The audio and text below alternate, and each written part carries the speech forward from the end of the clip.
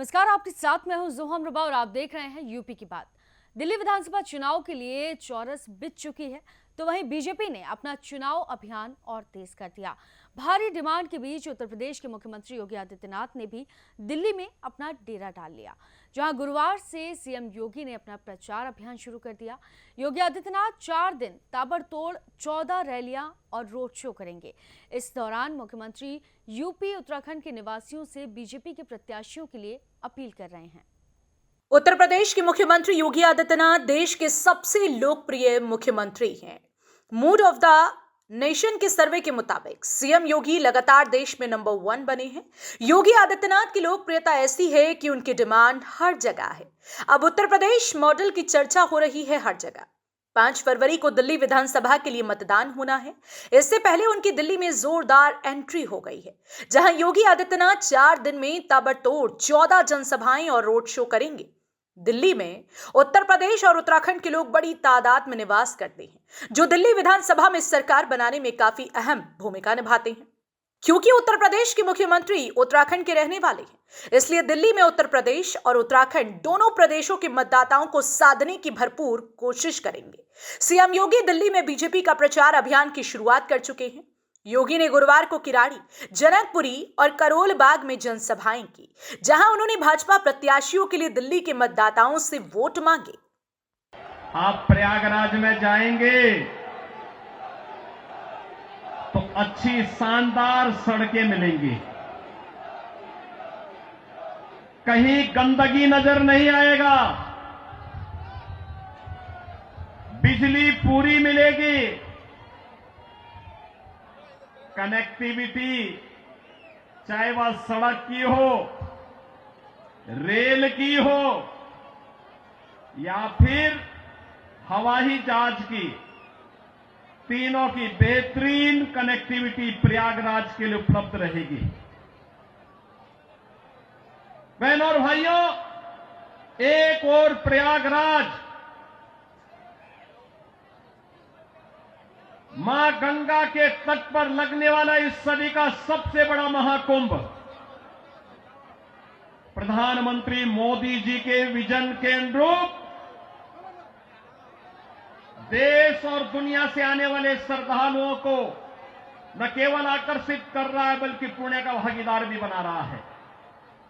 नमामि गंगे परियोजना के बाद मां गंगा की अविरल और निर्मल धारा का दर्शन देश और दुनिया कर रहा है, संगम में स्नान कर रहा है। कल आपने देखा होगा उत्तर प्रदेश सरकार के मेरे सभी मंत्रीगण, 54 मंत्री मेरे साथ प्रयागराज के संगम में एक साथ डुबकी लगाए हैं, एक साथ डुबकी लगाए हैं,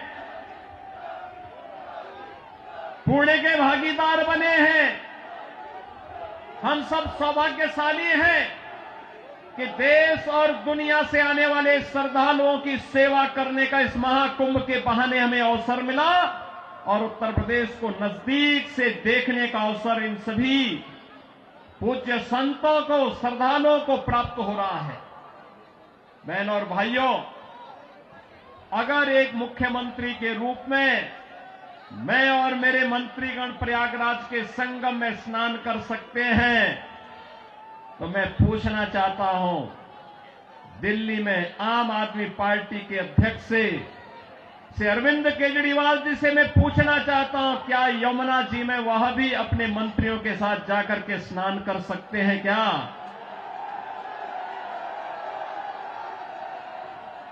अगर उनमें नैतिक साहस है तो उनको इसका जवाब देना चाहिए। यमुना मैया को एक गंदे नाले के रूप में बदलने का अपराध क्या उन्होंने किया है कि नहीं किया है? और अगर वह व्यक्ति इस बात का अपराधी है तो फिर मुझे नहीं लगता है कि जनता जनार्दन की इस अदालत में उन्हें कोई माफी दी जानी चाहिए। वो माफी के हकदार नहीं हो सकते।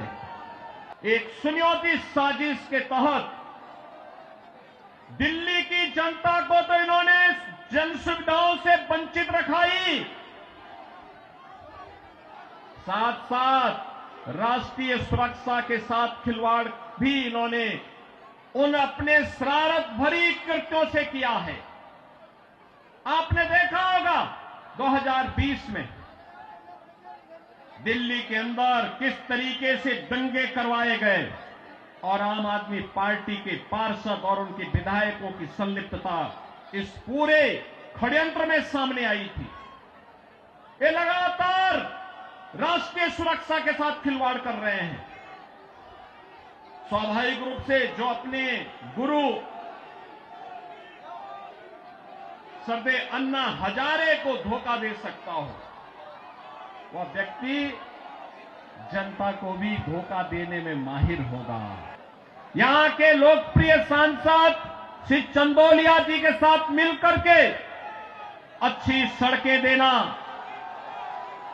सीवर लाइन बिछाना, पेयजल की पुख्ता व्यवस्था करना, स्ट्रीट लाइट को दुरुस्त करना, साफ सफाई और स्वच्छता के मानक पर एक आदर्श विधानसभा के रूप में विकसित होना, बहन और बेटियों को सुरक्षा प्रदान करना, युवाओं के लिए रोजगार के अवसर उपलब्ध करवाना, उत्तम शिक्षा के, उत्तम स्वास्थ्य के केंद्र को बेहतरीन तरीके से, मॉडल तरीके से संचालित करने का कार्य, और इसको करने के लिए यहां पर राम भक्त बजरंग बली के रूप में बजरंग शुक्ला आपके बीच में उपस्थित हैं, भारतीय जनता पार्टी के प्रत्याशी के रूप में। मेरी आप सबसे अपील है कि डबल इंजन सरकार से ही दिल्ली की कायाकल्प होगी और डबल इंजन सरकार के प्रतिनिधि के रूप में बजरंग शुक्ला को दिल्ली विधानसभा में चुन करके भेजें। आप सब भेजेंगे? भेजेंगे? जनता जनार्दन का आशीर्वाद इस बजरंग शुक्ला को प्राप्त होगा। दोनों हाथ उठा करके अपना आशीर्वाद दे करके बोलिए। जहां तक मेरी आवाज जा रही है, ये घरों के ऊपर भी लोग बैठे हुए हैं, सभी से मेरी अपील है, जहां तक मेरी आवाज जा रही है, घर के ऊपर हो, सड़क हो, अगल बगल हो, जहां तक मेरी आवाज जा रही है, बजरंग शुक्ला को आप आशीर्वाद देंगे? दिल्ली के कूड़े से निजात पाएंगे? ये झूठ बोलने की एटीएम मशीन से मुक्ति पाएंगे? यमुना मैया की शुद्धि के अभियान में सहभागी बनेंगे? तो मेरे साथ बोलेंगे जय श्री राम, जय जय श्री राम। बता दें कि दिल्ली की 70 विधानसभा सीटों पर मतदान 5 फरवरी को होना है। भाजपा प्रत्याशियों को जीत दिलाने के लिए मुख्यमंत्री योगी गुरुवार से धुआंधार चुनाव प्रचार में जुट गए हैं। 23 जनवरी के बाद 28 और 30 जनवरी और इसके बाद 1 फरवरी को भी उनकी जनसभाएं होंगी। 28 जनवरी को योगी दिल्ली के मुस्तफाबाद, गोंडा, शाहदरा और पटपड़गंज में जनसभाएं करेंगे। 30 जनवरी को योगी आदित्यनाथ महरौली, आरकेपुरम, राजेंद्र नगर और छतरपुर में जनसभाओं को संबोधित करेंगे। वहीं 1 फरवरी को पालम, बिजवासन, द्वारका विधानसभा क्षेत्रों में रैली करेंगे। दिल्ली विधानसभा चुनाव में यूपी के मुख्यमंत्री योगी आदित्यनाथ की एंट्री हो चुकी है, जहां सीएम यूपी और उत्तराखंड के लोगों को साधने में जुटे हैं। अब ऐसे में देखना होगा कि दिल्ली के मतदाताओं पर सीएम योगी की इन ताबड़तोड़ रैलियों का कितना असर देखने को मिलेगा, ये तो आने वाले 8 फरवरी को पता चल पाएगा। तो फिलहाल के लिए इस खबर में सिर्फ इतना ही। आप देखते रहिए यूपी की बात।